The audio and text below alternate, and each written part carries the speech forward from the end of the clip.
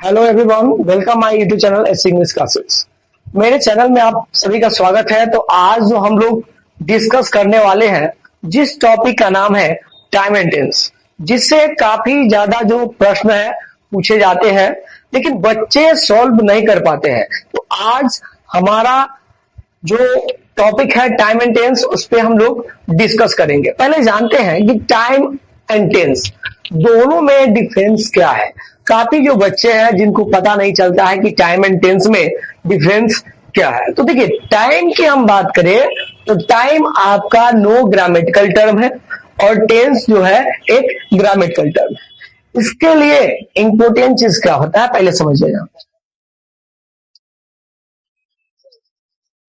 Choose the tense according to the time. देखिए, यहां पर ध्यान देना है, हमने बताया choose the tense according to time, मतलब काल की पहचान करना। काल की पहचान करना। अब यहां पे है क्या, अकॉर्डिंग टू द टाइम, समय के अनुसार। समय के अनुसार, देखिए इसमें काल की पहचान करना समय के अनुसार, ये बहुत जरूरी चीज है। पहले टेंस की पहचान करना, तो हम टेंस के कैसे पहचानेंगे, तो वो यहाँ पर टाइम के अकॉर्डिंग जो होता है हम टेंस को पहचान सकते हैं। इसमें हमने बताया कि टाइम एंड टेंस में सबसे इंपॉर्टेंट कोई अगर चीज होता है तो वो आपका होता है वर्ब फॉर्म। ये वर्ब फॉर्म अगर बच्चे को याद नहीं है तो टाइम एंड टेंस में समस्या काफी ज्यादा होता है, आपको सॉल्व नहीं कर पाते हैं, क्वेश्चन आपसे सॉल्व नहीं होता है। इसका कारण है कि आपको वर्ब फॉर्म जो है वो क्लियर नहीं है। तो आज हम लोग डिस्कस करेंगे पांचों जो वर्ब का फॉर्म है।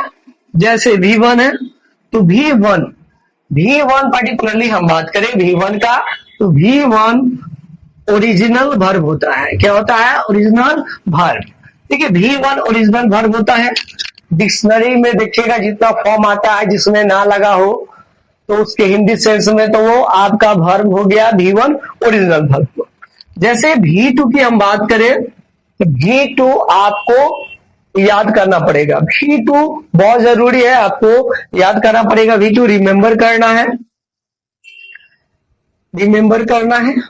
और V3 की बात की जाए तो V3 भी आपको याद करना है, रिमेंबर करना है। अब V4 की बात रही, V4 में कुछ ज्यादा करना नहीं है। V1 प्लस ING, V1 में ING इंक्लूड कर देंगे, जोड़ देंगे तो हमारा V4 हो जाएगा।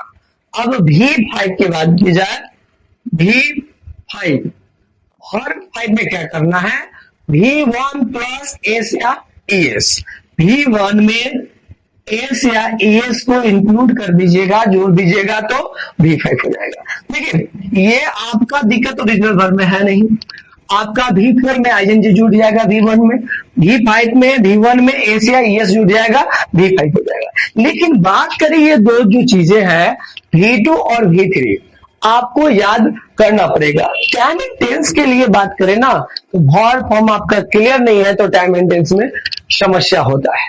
और टाइम एंड टेंस में हमने डिफरेंस बता दिया है कि टाइम एंड टेंस में अंतर क्या है। तो जो टाइम है वो आपका नो ग्रामेटिकल टर्म है और जो टेंस है वो ग्रामेटिकल टर्म है। जब आप वीडियो देख रहे हैं तो क्या कीजिए, आप नोट करते जाइए, वीडियो देखिए और नोट करते जाइए, बेहतर रहेगा आपके लिए। बहुत इजी लैंग्वेज है, अगर आप इसको क्रिएट कर लेते हैं तो आपको टाइम एंड टेंस में किसी प्रकार की समस्या नहीं होगी। चलिए चलते हैं। तो चलिए यहां पर वर्ब फॉर्म पे डिस्कस करते हैं। वर्ब फॉर्म देखिए, यहां पे जैसे यहां पर देख लीजिए V1, V2, V3, V4, V5। अब इसमें आइए, जैसे किसी एक वर्ब को ले लेते हैं, से गो आपका V1 है। अब यहां पर हम बात करें V2 का, तो गो का V2 क्या होता है, तो यहां पर होता है वेंट। आप सभी को पता होगा गो का V2 क्या होता है, बेंट।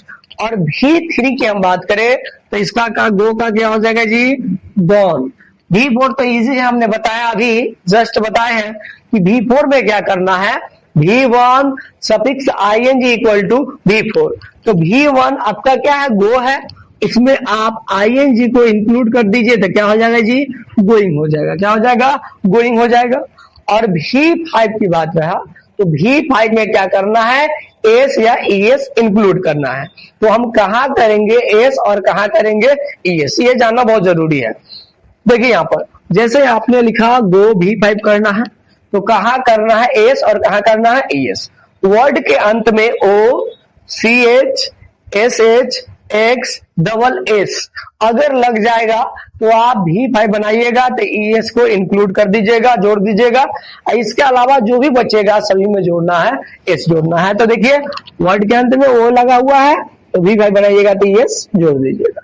तो आगे अब देखिए हम चलेंगे, एक एक कॉन्सेप्ट को बेहतर ढंग से पढ़ने का प्रयास करते हैं। चलिए आते हैं कॉन्सेप्ट, पहला जो हमारा टॉपिक है कॉन्सेप्ट 1।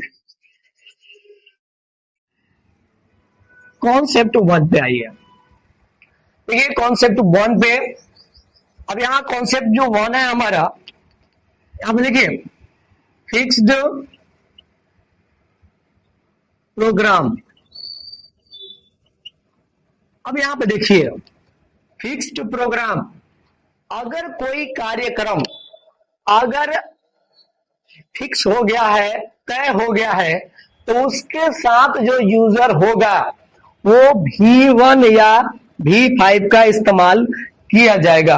देखिएगा जैसे कोई कार्यक्रम है, जैसे मान लीजिए कि टेस्ट मैच खेला जाएगा 27 अप्रैल को खेला जाएगा।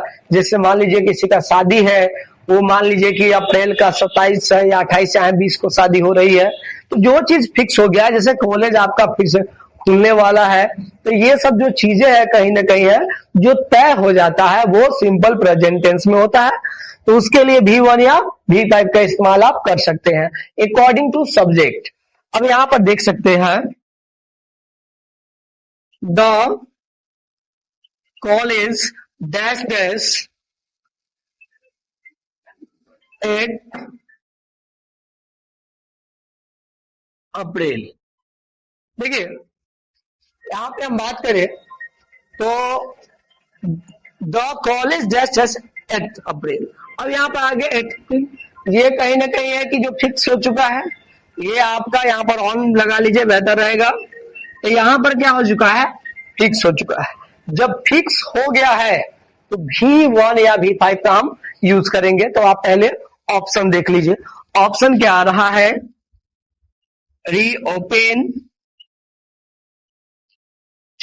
रीओपेन्स और सी में रीओपेन्ड। अब देखिए इसमें सब्जेक्ट है कॉलेज, क्या है कॉलेज। तो कॉलेज देखिए जितना भी नाम होगा ही सी इट ऑल नेम के साथ V5 का प्रयोग किया जाता है। तो कॉलेज है, नेम आ रहा है तो V5 हो जाएगा। तो ऑप्शन में देखिए किस ऑप्शन में एस लगा है, एस लगा है तो V5 हो जाएगा। तो ऑप्शन नंबर बी हो जाएगा, रीओपेन्स आपका सही आंसर ये हो जाएगा। तो इस टॉपिक में हमने बताया फिक्स्ड प्रोग्राम होगा तो आप जो इस्तेमाल कर सकते हैं वो V1 या V5 का इस्तेमाल कर सकते हैं अकॉर्डिंग टू सब्जेक्ट। फिलहाल इस वीडियो में इतना ही। Thanks for watching.